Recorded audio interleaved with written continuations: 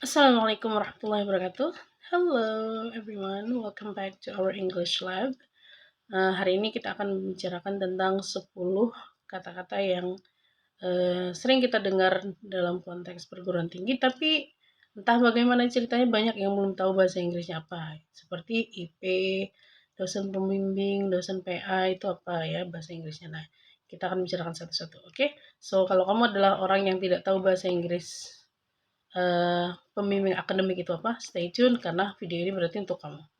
Kita mulai dari kata pertama ya. Yang pertama, dosen pembimbing akademik. Nah, ini siapa sih yang nggak tahu dosen pembimbing akademik?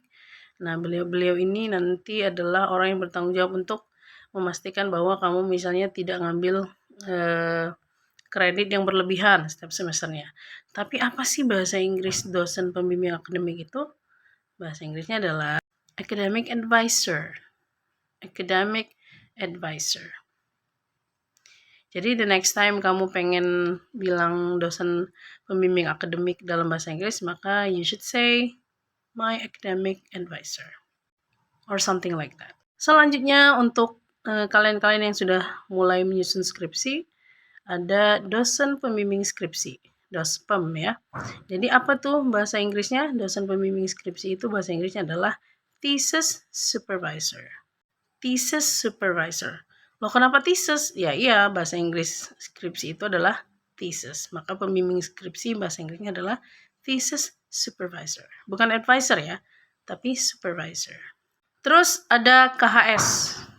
Siapa sih yang nggak tahu KHS? Kartu hasil studi. Nah, KHS bahasa Inggrisnya adalah transcript. Transcript.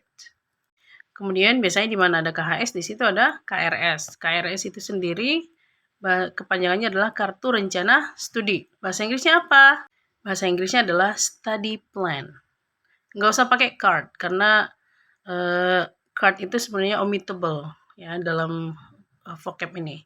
Study plan saja sudah cukup untuk membantu orang untuk tahu bahwa maksud kamu adalah KRS.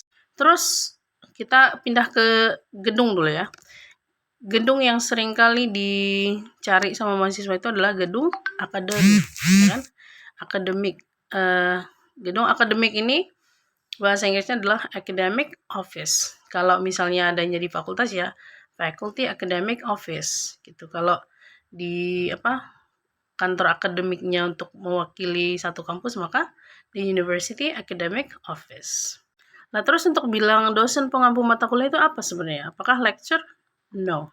Unfortunately, lecture itu bukan term yang tepat untuk mengatakan dosen pengampu mata kuliah. Kata yang tepat adalah course instructor. Course instructor. Bagaimana dengan dosen pembimbing kegiatan akademik seperti student day misalnya kalau di UIN Syahada ya? Nah, itu kita bilang student activity advisor. Nah, activity-nya boleh diganti dengan kegiatan apapun yang Anda butuhkan. Tapi pokoknya untuk mengatakan dosen pendamping kegiatan mahasiswa, kita istilahnya dalam bahasa Inggris adalah student activity advisor. Kemudian IP. Apa sih IP ini? IP ini adalah indeks prestasi. Nah, indeks prestasi bahasa Inggrisnya apa coba? Ada yang tahu? Jadi IP itu dalam bahasa Inggris disebut dengan GPA. Sebenarnya GPA ini sendiri adalah kependekan dari Grade Point Average. Ya, indeks prestasi. Kita kenalnya dalam bahasa Indonesia indeks prestasi IP. Kemudian ada IPK. Ada IP, biasanya ada IPK ya. Nah, ini kan IPK ini bahasa Indonesia, kepanjangan dalam bahasa Indonesia adalah indeks prestasi kumulatif. Nah, dengan pakai kata GPA tadi, maka kita tambahkan saja kumulatif di depan, jadinya cumulative GPA, artinya IPK dalam bahasa Indonesia. Kemudian ada uang kuliah. Uang kuliah itu bahasa Inggrisnya apa? Bahasa Inggrisnya adalah tuition. Terus bagaimana kalau misalnya kamu dapat subsidi di uang kuliah? Nah, kita bisa bilang waiver, ya, tuition waiver namanya. Artinya subsidi uang kuliah.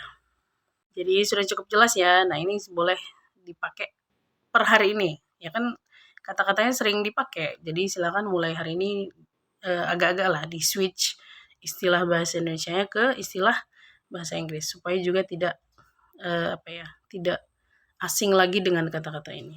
Apalagi bagi Anda yang pengen melanjutkan studi S2 misalnya, baik di dalam maupun di luar negeri. Oke, that's it. See you guys on the next topic dan sampai jumpa hopefully di topik yang lebih menarik lagi. Dan mengenai topik ini saya akan ngasih kesempatan kepada kalian semua untuk ngasih saya rekomendasi topik apa saja yang akan kita explore.